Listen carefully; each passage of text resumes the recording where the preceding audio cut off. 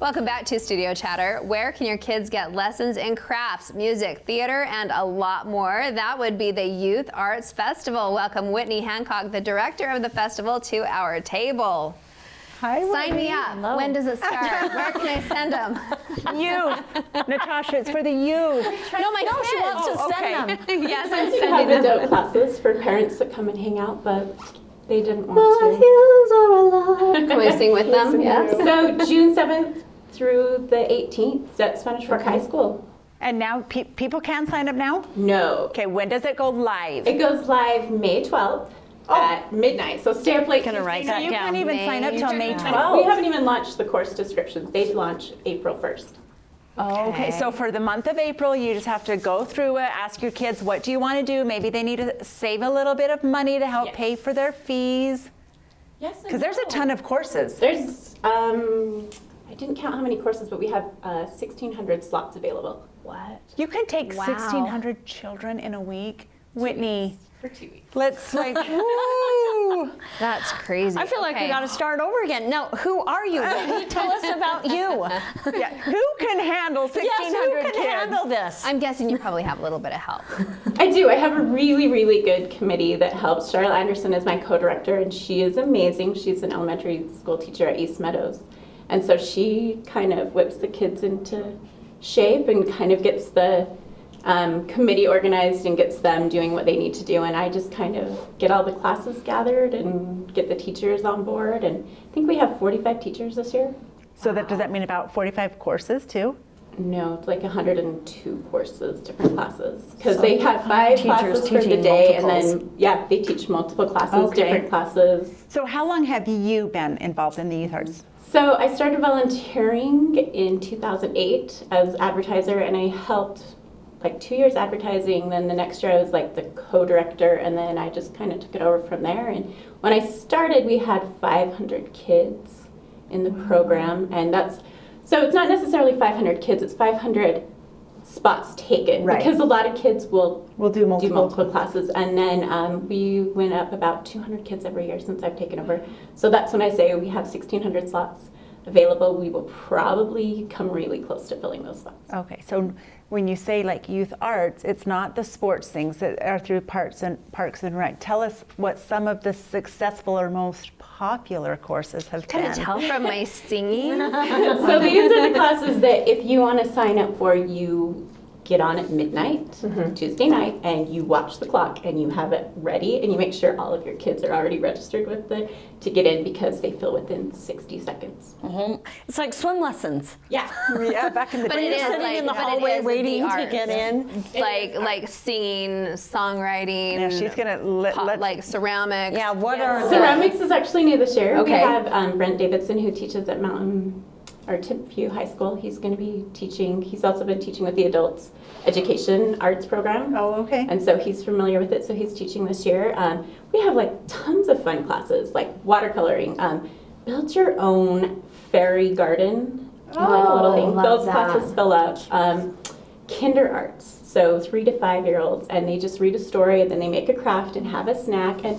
Oh, my They just have grandkids so would love much that. fun. Sign 'em up. Yep. There's edible art where they also read a story, but then they make a little art project that is like, the cutest one is she did like a little crab, and it was just those Baby Bell cheeses, and she just put sugar eyes on them, and it was a cute little crab. And so they got to eat the snack, read the story, and so there's just so many different things. We have musical theater ensemble.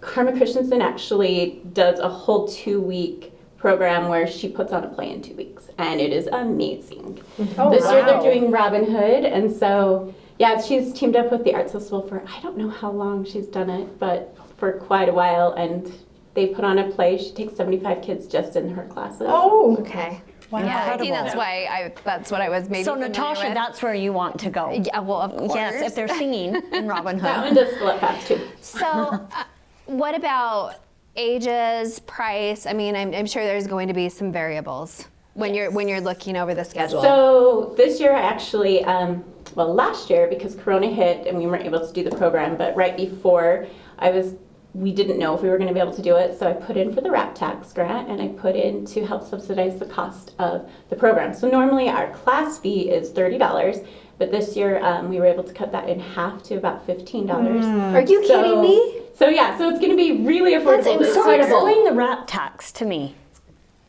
A little bit. The rap tax. Do you not watch city council? No, I don't. Well, just Can you imagine people not watching? Why would you not want to? I don't know.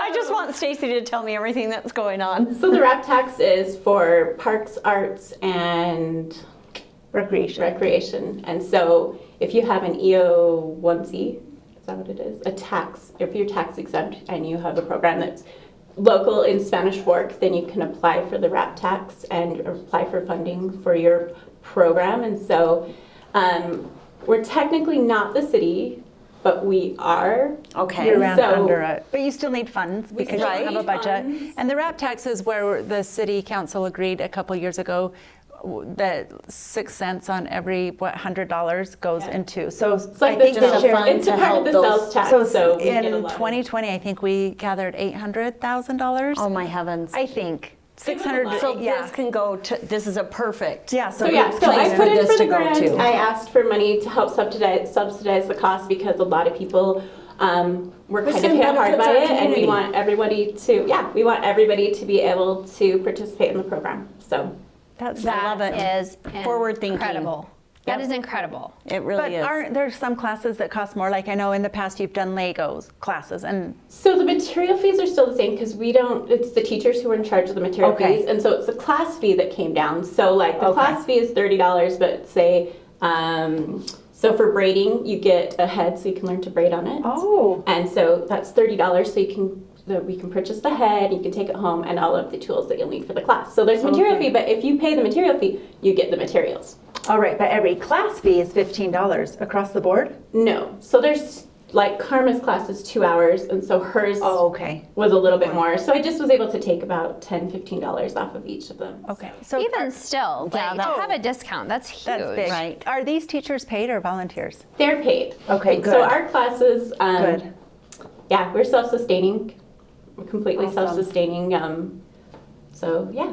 Oh, wow. This is so cool. And especially since you guys didn't do it last year. Yes, we are so gonna be big. excited to be able to see people in person and do it. So let's talk about that. What kind of precautions are you taking this year to make it safe for both the students and the teachers? So we've been buying supplies Okay. and wipes and spraying things to be able to clean up and everything.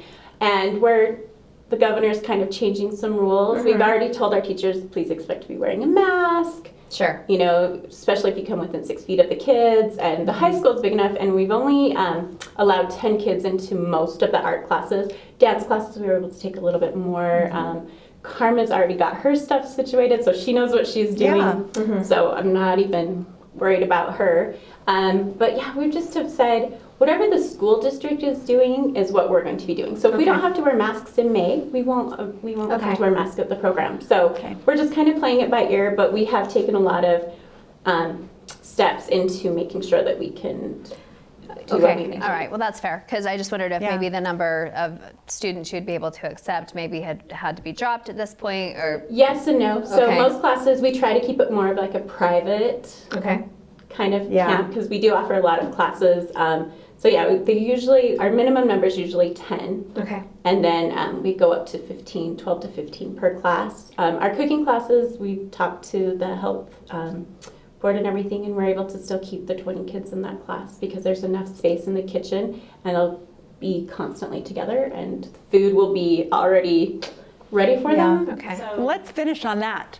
You, in the past, have had a showcase, and some of us have been able to come and judge, like Yes, the you cupcake have. decorating or cake decorating. Will there be a showcase this year? there will be a showcase. Okay, good. We can't do cupcakes because of a lot of reasons on that part.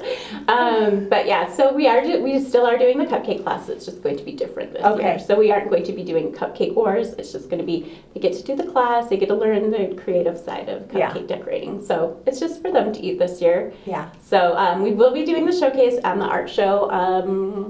Showcase will be different unless it changes because we only get a 25% capacity. and most of the time we fill the auditorium. I bet it will change.